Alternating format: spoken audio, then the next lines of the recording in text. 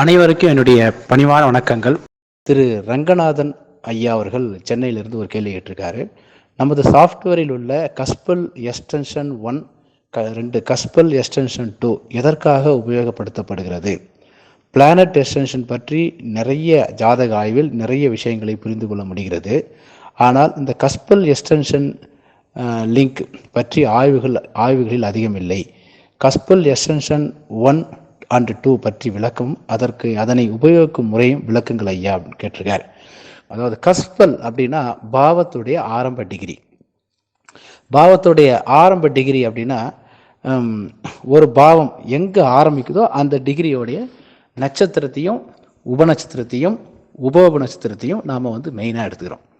அதாவது நம்ம என்ன பண்ணுறோம், பாவ முனைகளை, இப்போ திருமணம் அப்படின்னா 7வது பாவத்துடைய ஆரம்ப முனையோட உபநட்சத்திரம் அப்படின்னு எடுத்துகிட்டு வரோம். குழந்தை பிறப்புனா 5வது பாவத்துடைய ஆரம்ப முனையோட உபநட்சத்திரம். இதில் நாம் என்ன பண்ணுறோன்னா நட்சத்திரத்தை விட்டுட்டு உபநட்சத்திரத்தையும் விட்டுட்டு உபநட்சத்திரத்துக்கு மட்டும் இம்பார்ட்டன்ஸ் கொடுக்குறோம். எதுக்கு அப்படின்னா புரிந்து கொள்வதற்காக. ஏன்னா அந்த கஸ்பல் சப்லாட் அப்படிங்கிறது உபநட்சத்திரத்துக்கு பவர் அதிகமாக இருக்கிறதால அதை மட்டுமே எடுத்துக்கொள்ளலாம், அதை மட்டுமே எடுத்துக்கொண்டால் போதுமானது அப்படின்னு எடுத்துக்கிறோம்.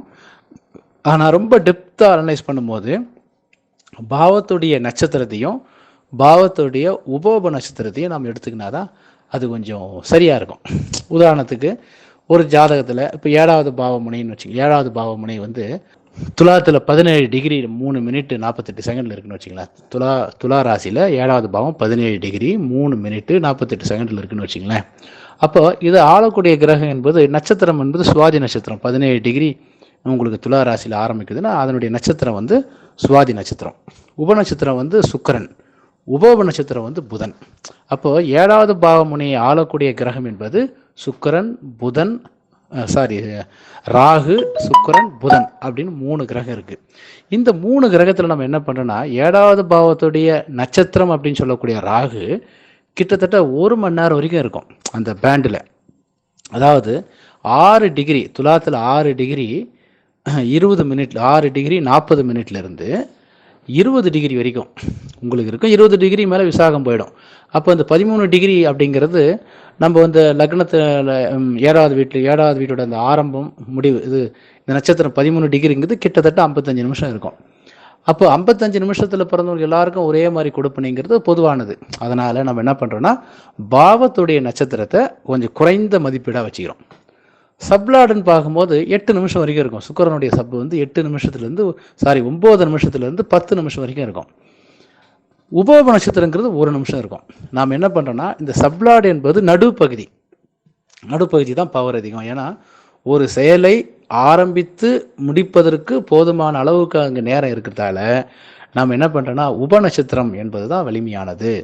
அதாவது முதல், இடை, கடை அப்படின்னு ஒரு மனித வாக்கியம் நம்ம பிரிக்கும் போது முதல் பகுதி அப்படிங்கிறது நமக்கு சொந்தமானதில்லை, நம்ம தகப்பனார் சார்ந்து இயங்குகிறோம். கடைசி பகுதி நம்ம குழந்தைகளை சார்ந்து இயங்குகிறோம். நடுப்பகுதி தான் நமக்கு மட்டுமே சொந்தமானது. அந்த மாதிரி இந்த உபநட்சத்திரம் அப்படிங்கிறது தான் முக்கியமானது அப்படின்ட்டு நம்ம இது வரைக்கும் நம்ம சப்லாடு தான் பார்த்துட்டு இருக்கோம்.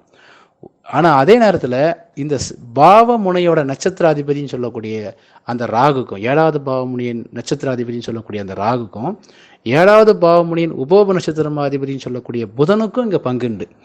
இப்போ ஒரு பாவ முனையில் நட்சத்திரத்தோட பங்கு எவ்வளோன்னா 15%, உபநட்சத்திரத்துக்கு 60%, உபோப நட்சத்திரத்துக்கு 25% அப்படின்னு நம்ம புத்தகத்தில் தொடர்ந்து நம்ம வலியுறுத்திட்டு வரோம்.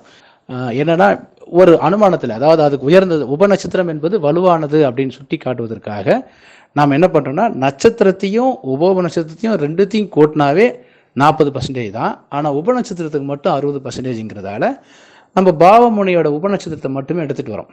இப்போ உதாரணத்துக்கு 7வது பாவமுனையோட உபநட்சத்திரம் சுக்கிரன் அப்படிங்கிறது கெட்டு போச்சு. சுக்கிரன் கலத்திரக்காரகனும் கூட, அது அப்புறம் அதை சுக்கிரனுக்கு பதிலாக வேறு பிளானோட வச்சிங்களேன். 7வது பாவமுனையோட உபநட்சத்திரம் கெட்டு போச்சு அப்படின்னா 7வது பாவமுனையுடைய நட்சத்திரமும் உபோப நட்சத்திரமும் நல்லா இருக்குன்னு வச்சிங்களேன். அப்போ என்ன ஆகுனா 40% மேரேஜ் லைஃப் நல்லா இருக்குன்னு எடுத்துக்கலாம். அப்போ 60% கெட்டு போகும்போது என்ன ஆகுதுன்னு பார்த்தீங்கன்னா ஓரளவுக்கு அந்த லைஃப்பை ஓட்டலாம். அதாவது நமக்கு பாவ முனையில் பாவ உபநட்சத்திரங்கள் எங்கேயாவது பாதிக்கப்படும் போது நாம் என்ன பண்ணுறோன்னா பாவத்துடைய நட்சத்திரமும் பாவத்துடைய உபோப நட்சத்திரமும் ரெண்டுமே நல்லா இருந்தால் சிறப்பு. அட்லீஸ்ட் ஏதாவது ஒன்றாவது நல்லா இருந்தால் பரவாயில்லை அப்படிங்கிற நோக்கத்தில் நாம் என்ன பண்ணுறோம்னா அந்த கஸ்பல் எக்ஸ்டென்ஷன் லிங்க் அப்படின்னு நம்ம கொடுக்குறோம் சார். அதாவது பாவ முனையோடைய உப நட்சத்திரமும் அதுக்கு 25 மார்க்கும், பாவ முனையோட நட்சத்திர அதிபதிக்கு 15 மார்க்கும் கொடுக்குறோம். எதுக்கு அப்படின்னா பாவத்துடைய உபநட்சத்திரம் கெட்டு போயிட்டாவே அவ்வளோதான் அப்படின்னு அர்த்தம் இல்லை. இது ரெண்டும் நல்லா இருந்தால் ஓரளவு இழுத்துட்டு போகலாம்.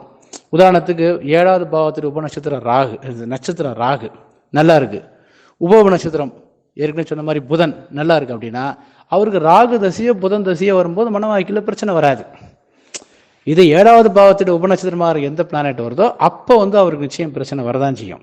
ஒருவேளை அது வராமல் இருந்தால் 7ஆம் பாவத்துடைய நட்சத்திரமோ 7ஆம் பாவ முனையோட உப நட்சத்திரமோ நல்லா இருந்து அதனுடைய திசை அவருக்கு வந்தால் இந்த 7வது பாவ முனையோட உபநட்சத்திரம் கெட்டு போயிருந்தாலும் கூட அவருக்கு மனவாய்க்கில் பிரச்சனை வராது. இந்த மாதிரி கொஞ்சம் டெப்த்தாக அனலைஸ் பண்ணுறது தான் நம்ம இந்த கஸ்பல் எக்ஸ்டென்ஷன் 1, 2 அப்படிங்கிறத ஃபாலோ பண்ணுறோம். இது என்னன்னா ஒரு கிளைண்ட் எதிரில் உட்காரும் போது நாம் இந்த அளவுக்கு டெப்த்தாக அனலைஸ் பண்ண முடியாது.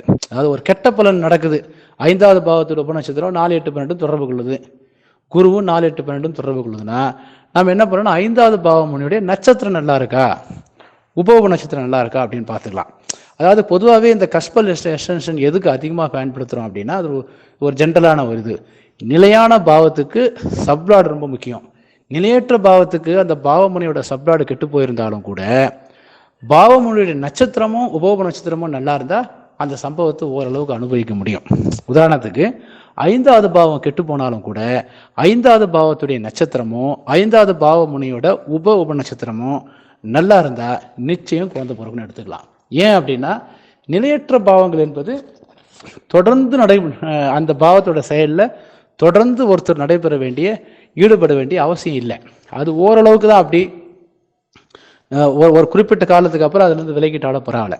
அப்போ 5வது பாவம் குழந்தை பிறப்பு என்பது நிலையற்ற பாவம், வீடு கட்டுறது என்பது நிலையற்ற பாவம், பயணங்கள் என்பது நிலையற்ற பாவம்.